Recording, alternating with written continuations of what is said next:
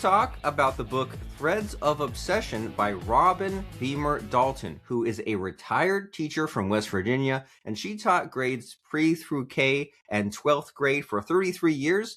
And in different subject areas like physical education, keyboarding, reading. She was an adjunct instructor for Marshall University, former reading specialist whose hobbies include exercising, listening to music, reading, writing, and traveling. And now she's taken that next step. Now she's worked on her legacy to create this amazing book that has romantic qualities, it has thriller qualities. It's a lot of fun. It's action-packed. It's called Threads of Obsession, and she will tell us all about why we should run, not walk, to Amazon to go get it, and how much we'll enjoy it, and why she wrote it, and so much more. So, Miss Robin, how are you? I'm fine. How are you? Thank you for having me. I'm fabulous. I had a nice weekend. I was rested and restored, but sometimes you say, hey, I took a break, and it takes a while to get back up to speed. But sometimes when we're resting or taking a break, sometimes we say, hey, well, let me check out the library. Let me check out Amazon. Let me see what I can read to escape and excite the mind, because what's the alternative? You lay around, you watch TV. That doesn't make you feel better. What makes you feel better is jumping into some kind of obsession. And so you tell me about what are you up to as far as the writing, the authoring, the publishing? What are you creating these days? Well, right, I have I did a 5,000 word short story that I submitted to Reedsy. I think it was due May 31st, but I submitted about 2 or 3 weeks ago. And I wrote it based on my husband's family history. He was raised in a coal camp about 15 miles from here. And I lost him 14 months ago. And so I got in his family Bible and found a typewritten family tree. I knew this was here, and I had looked at it millions and millions of times. And his mother was one of 10 children. And they were all born and raised in this coal camp. And I decided I would turn the tables and write where she actually would have been the first one never to leave the coal camp. But unfortunately, after her husband got injured, they were forced to leave the coal camp. So I wrote it as she left on her own and went and pursued an education and came back to help her brother. And her brother lived in the coal camp, was injured, got killed in a car accident right before his 18th birthday. So the main characters of that short story were my husband's mother and his uncle. And I'm thinking, if his mother would have been alive, she wouldn't have liked it at all. And it's not nice to say that, but because she would have said, I would have never left my family. But in the story, she was single. She didn't have a husband and children. So I've done that. I wrote a short book of poetry, very simple poetry that I used when I was teaching middle school. And then I wrote several others to finish the book about the loss of my husband and how it's affected me. And so those are the two writing things I've been doing. Other than that, I've been promoting and marketing my book like crazy. I spend hours on my phone, on social media, doing videos.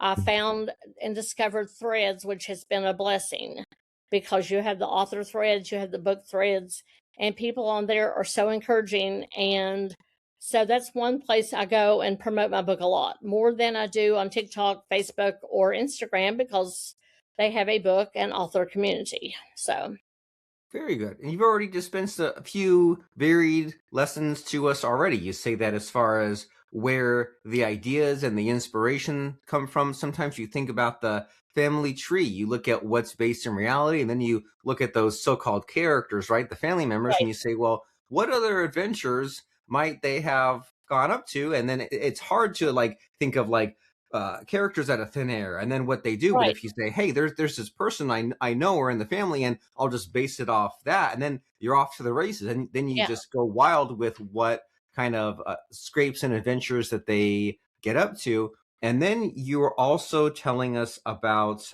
how maybe you can use writing as a psychological tool, right? You process your grief, you kind of turn a bad into somewhat of a good, and you say, well, I could sit and wallow around, or I could go to my hobby and turn this into something constructive that other people will enjoy. And then lesson number 3 so far, you say that it's it's an ongoing process to promote your writing, right? So many people, they Yes. write the book, they think, okay, cool, I'm done, and I'll just let it sit. But you have to like always Oh be, my goodness, you have no idea.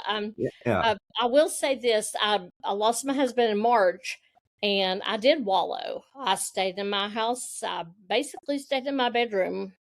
I might get up and eat some days I didn't, because for 27 years we were together, but especially the last 5, he was very ill. I was his caregiver. I was with him 24/7, and once I lost him. Um, And I was going through this mourning period. I thought, I can't continue to do this. So in September, I thought, well, I know on my bucket list, Hawaii's #1, but I will never be able to afford that. So I thought, and what am I going to do when it starts getting dark at 4 o'clock? Just something I do not enjoy. I do not like fall. I know I heard the pumpkin spice latte people when I say that, but summer and spring are my time, especially summer.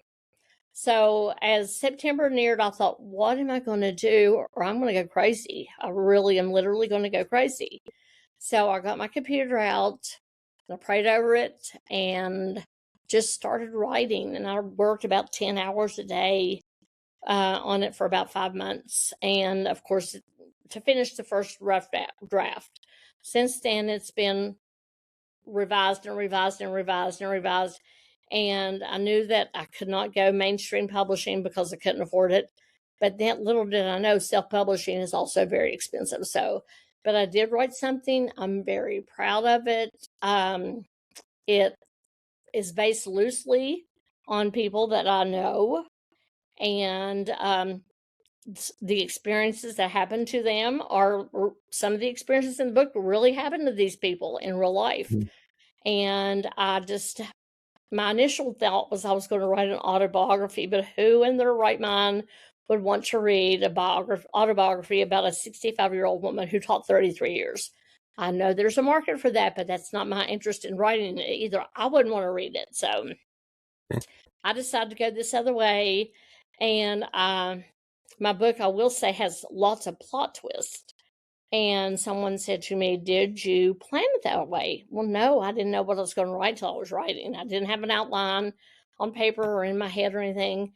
And I would reach a point where I would say, well, let's say she's going to do this. And I'll think, no, this is a perfect place to throw a kink in the story. So it's full of plot twists, even up until about 3 chapters from the end of the book. Hmm. So, That sounds like fun. It sounds yeah, like you write yourself into a corner sometimes and then wonder yeah, how they'll get out of that. And so that's so much work, right? You say 5 months, so that's what, 150 days or so, and yeah, 10 hours a day. yes, So we're talking about 1,500 hours. That's like a whole, like, a full-time job almost, yeah, crammed into a few months. They're writing this book, and you just kind of wrote start to finish, right? You said you didn't, like, there's editing afterwards, but you didn't right. have the outline. You just kind of went to see where things went. And so, like, is there a way to encapsulate the plot? Like, if someone said, okay, like, what's this about? What happens? Is there an introduction to that? Yes. What it starts out as a young girl, innocent, naive, and has lived at home until she's 26 years old, and decides it's time to move out and live the life of an adult. And her parents, of course, are not happy about it. Why do you want to leave? You have it made here. But she's ready to have an adult relationship. But when she steps out the house, she realizes people just aren't going to come knocking on her door and wanting to take her places. And so she finds out from a friend she can go on the internet and video chat with people and meet people that way. She meets someone, falls for him because she's 26 years old. And when the talk gets to be a little more adult content than she wants, and he starts making insinuations and asks for her real name and location, she tells him no. He storms off, slams the computer, and she thinks that's the end of it, but it's not. Ooh, interesting. And then Yeah, that's only the beginning. And then that's uh, only and the beginning. and then the many twists and turns happen one after another. Very cool. Yes, and you will not believe. And someone called and left me a message the other day. Someone, a publisher from British Columbia, that left me a voicemail and said, "Oh my gosh, when you were writing this, did you know you were going to do this and this and this?" And I was laughing because I thought, this guy really has read the book. He knows only things that people know who had read the book. And I thought, well, I'd love to talk to him, but I already have gone with someone else. And but no, I didn't know those twists were going to happen. And you'll be surprised if you read it. You will. There's so many different things that happen that you never, ever, ever expect. But I will say that this man who she meets in the beginning, she is not rid of him until near the end. Oh, okay. So he's quite a mysterious, dangerous figure who is hard to get rid of. Yes, he's the predator. She's the prey. Or is she? Oh, yeah. You have to read it to find out. Yeah, you have to read it to find out. Exactly. And whenever I speak with authors about what they write, it seems like it's universal that they all undergo some kind of a transformation, right? Like even you said there was like all the sad events that like pushed you into writing, but even just like the process of these many months of writing itself, like you discover some things about yourself. So were there any surprises about your own psychology that came to the surface as a result of you writing this? Yes, because I thought, I was just going to write a 60,000 word, because I was told for it to be considered novel length, it has to be 60,000 words. 60,000 words were over like that. And I realized that I had the ability and the thoughts of, I'm a voracious reader. I've done it all of my life since I was a very young child. I read before I went to school. Sorry. That's another publisher calling, telling us how much of a fan they are. So it's probably your loan has been approved, because I get a lot of those.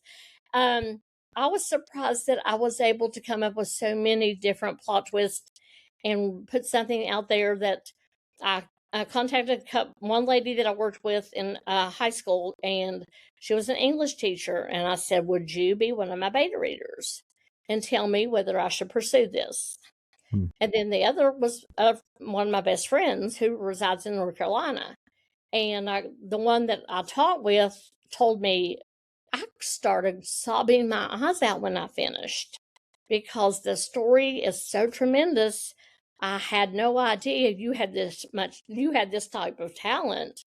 And I thought this book should be out there for the masses, but unfortunately the masses aren't running to it right now. So so you have to create your own luck. You have to do your own marketing for that sort of thing. And that's great that you have the support system. There was the threads groups you mentioned, but there's also the beta readers, people who are just surprised at your talent. And so you say you're such a reader. Do you think, are there like inspirations, or if you were to describe this book, would you say like, hey, if you like A, you'll like this, or it's similar to B? Is there like a similar universe this is in?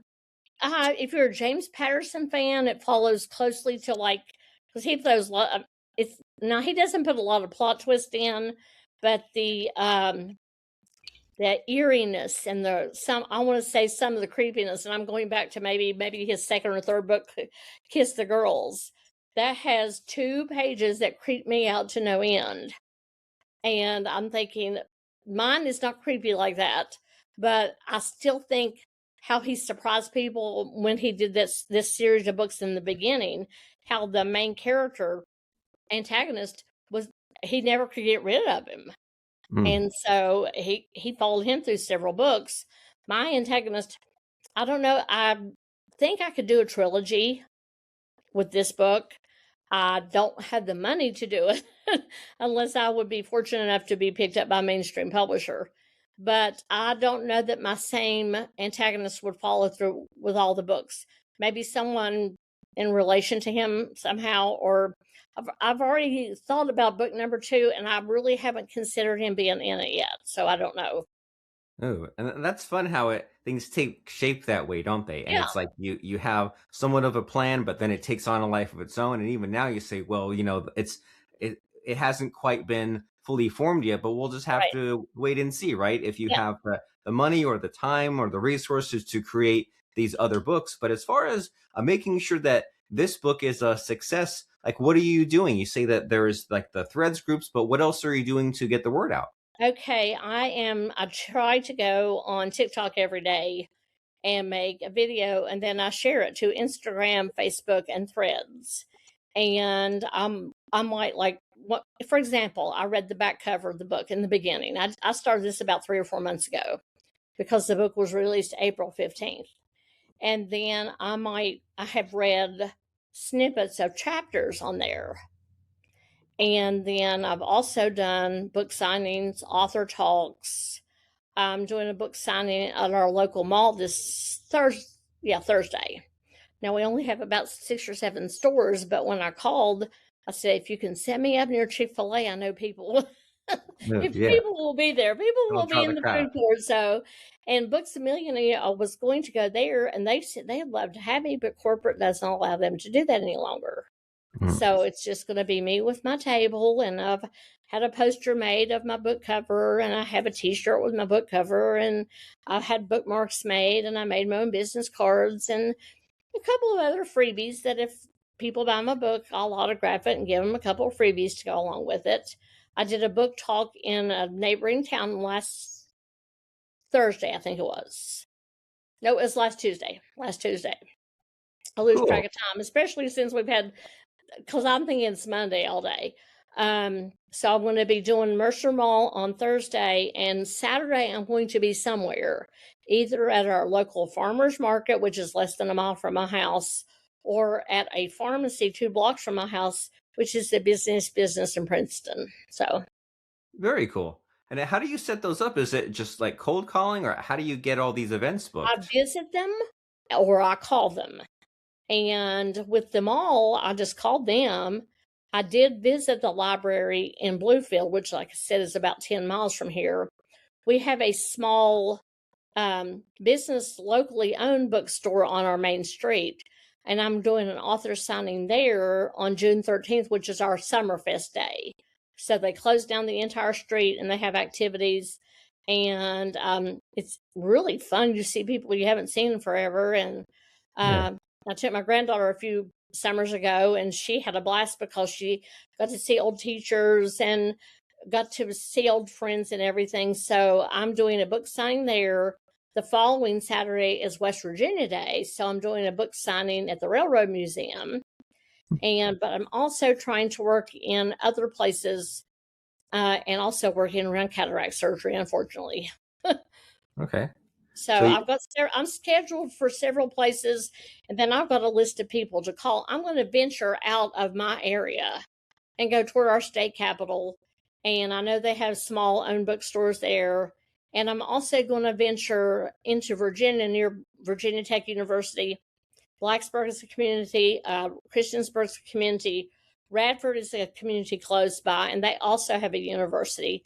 So I want to check to see if I can't do some book signings there, and just hope that somehow, some way, the right person picks it up, reads it, and says, hey, this needs, to go somewhere else. And it is being sent to the World Book Fair in Frankfurt, Germany in October. So, oh, nice. Very exciting. So you're doing so much to get the word out, to get the book in yes. circulation, get noticed by whoever you need to, right? And in the Yeah. hopes of getting picked up by a major publisher. And that's great because you hear about retirement being a transition, and some people choose retirement, they'll just kind of sit in their loungers, sit on the couch, and hey, it's a free country, you're allowed to do that. But I think it's even way cooler when people look at retirement as like a new career, or Yeah. the maybe the job that they wish they had, but they had to pay those dang bills, right? And now that you got to the finish line, Exactly. you're like, hey, what is my lifelong dream? Well, it would have been great to be an author your whole life, but you had to teach those kids, you had to be an Yeah. educator. And now you say, well, I'm not just going to sit around. You did all this work writing, and now you're doing all of these different tours, all these events. It's so cool to hear about. I'm glad that you're staying busy and having fun and meeting people. And as you said, there's the added benefits. There's the reconnecting with Yeah. those in your community. And so it's been great to hear about just everything you have going on, Miss Robin. But you're the Thank you. star of the show here. So in these final minutes of our conversation, I want to make sure we focus on what is important to you. So do you might think that in this conversation, could there be a missing question that I should be asking you? I just don't know to ask you. No, not. I'm just trying to think. What? Well, I've already told you. I think I do have two other books in me as sequels to this one. I nothing really, except I would love anybody who sees this to message me on Amazon or even go to my website.